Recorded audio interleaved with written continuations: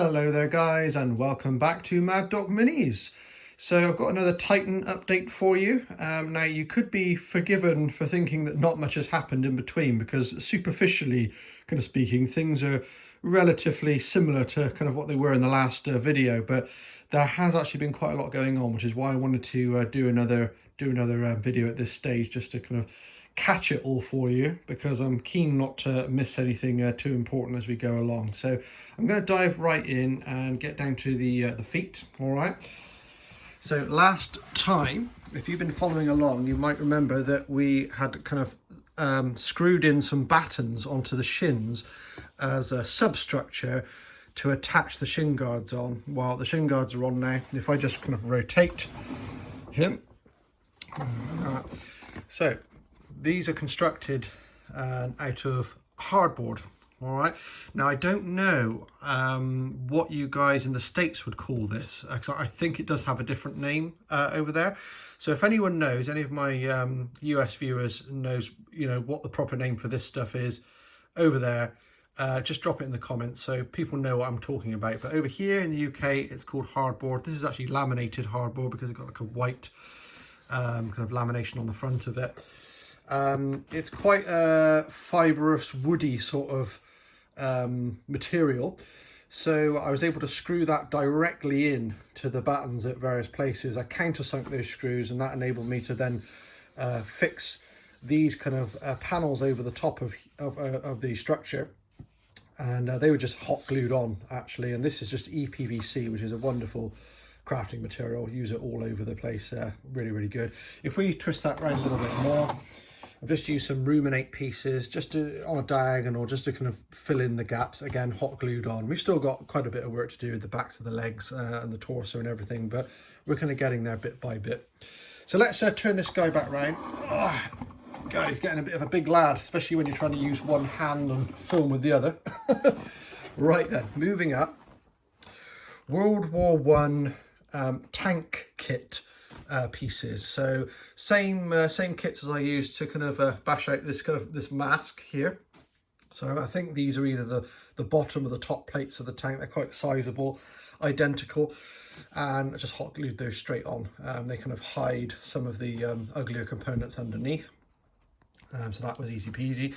Moving on up, you can see that we've got a little bit more in the way of this kind of stuff going on. So last time we added these kitchen tap, I don't know what hoses underneath, and they got some lovely texture going on there. And I just kind of used a little offcut of 3-core electrical wire, and that's quite thick, but quite flexible. And I've just kind of done a little bit more and kind of thicken that kind of area out a little bit, trying to kind of hide this gap a little bit and make everything look a little bit more mechanical.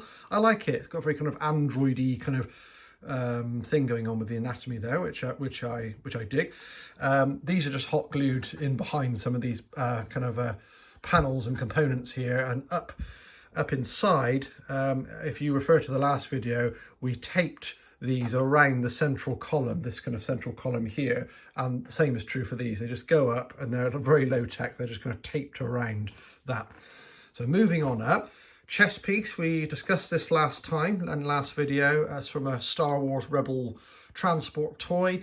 I've cut this down a little bit since last time, so it's shrunk a little bit that way, probably by about maybe half an inch or so. And it's now straight. Now that was a decision I kind of had to come to really sensibly. It was on a bit of an angle, so kind of like that, which actually looked kind of cool. It looked quite good, but the trouble is, whenever you put anything on an angle, you're kind of asking for it, because everything else has got to fit around it and be cut to certain angles, and it was just giving me a bit of a headache. So I decided to cut it down, put it on there straight, and just deal with it really. Screwed in as it was before, pretty much, just in a slightly different location, so it's not going anywhere. That's solid on there. And over the top, a little bit of EPVC, just to kind of hide what would otherwise be a great big kind of hole there. Well, I haven't finished with this yet. I mean, I don't know what I'm going to do with that area, maybe like a little balcony area. I don't know, but we'll kind of head on up. So we've gained a lot of structure underneath here. Okay, and these are, as it kind of looks, really, it looks quite boxy, and that's because it's made out of boxes. So I'm going to go ahead and take the top off so you can see a little bit better what I've done.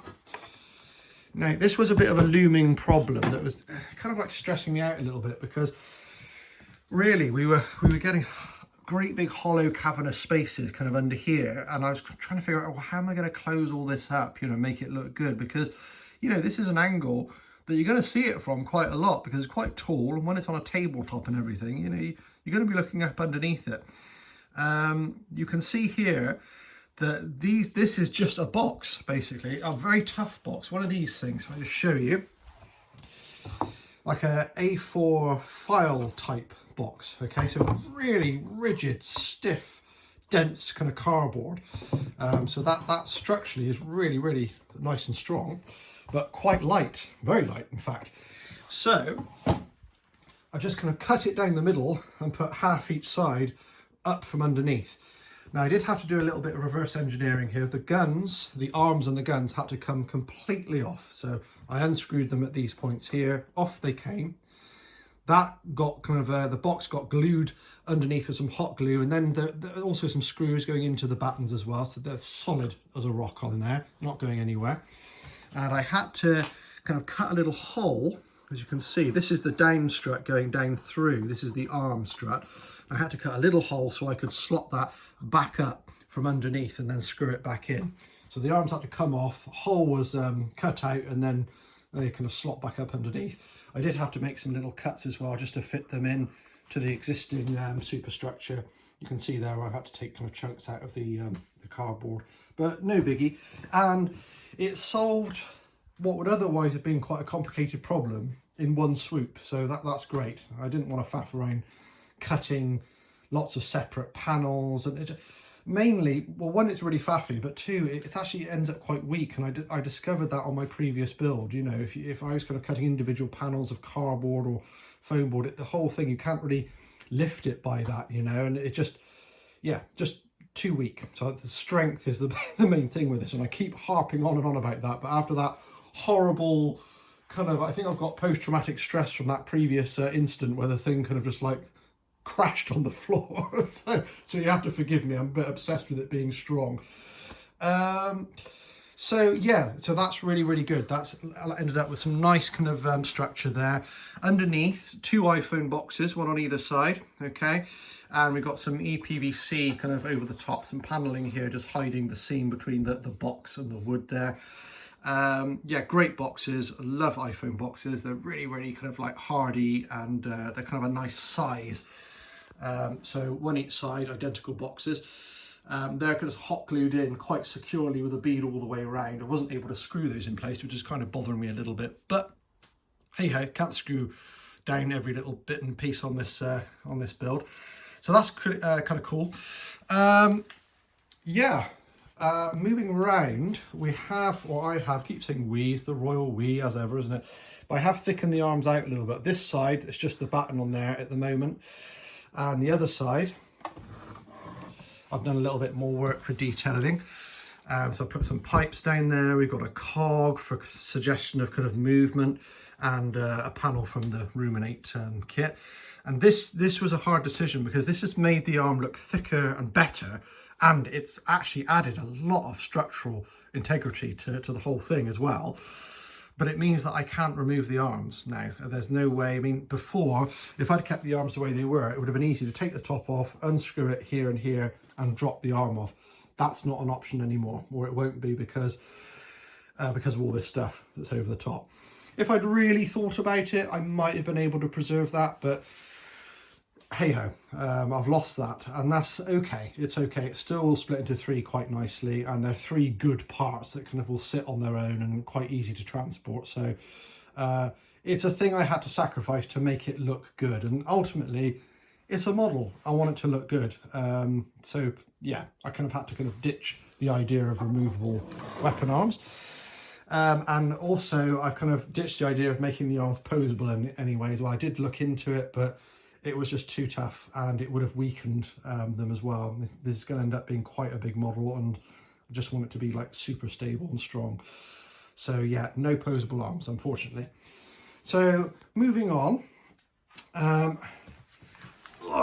So a lesson that I'm kind of learning as I'm going along is that detailing this thing is obviously getting quite hard now because it's quite unwieldy. Even when you kind of separate the torso off, it's still a great big thing, you know, that you've got to move around, and putting little details on it is not an easy task.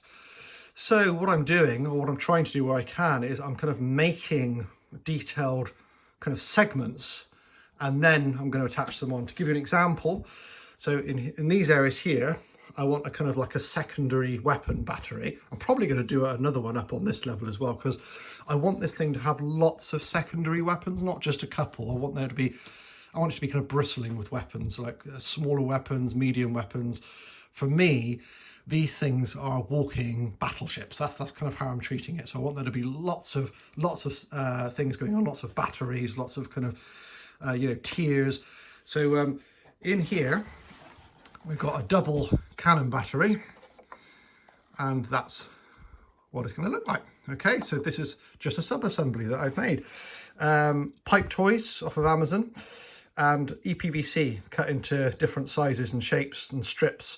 And you can see that's just nice. It's just, rather than just sticking these things directly on, or even just drilling a hole into there and putting them in, which would be really boring, it just adds a nice bit of greebly detail.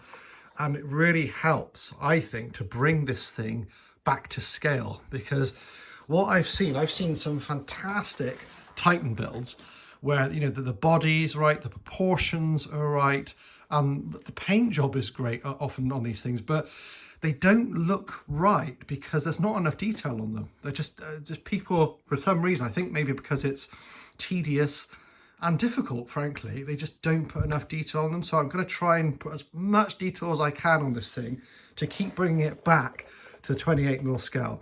So anyway, I'm really pleased with that, and I plan on doing more things like that as I go along.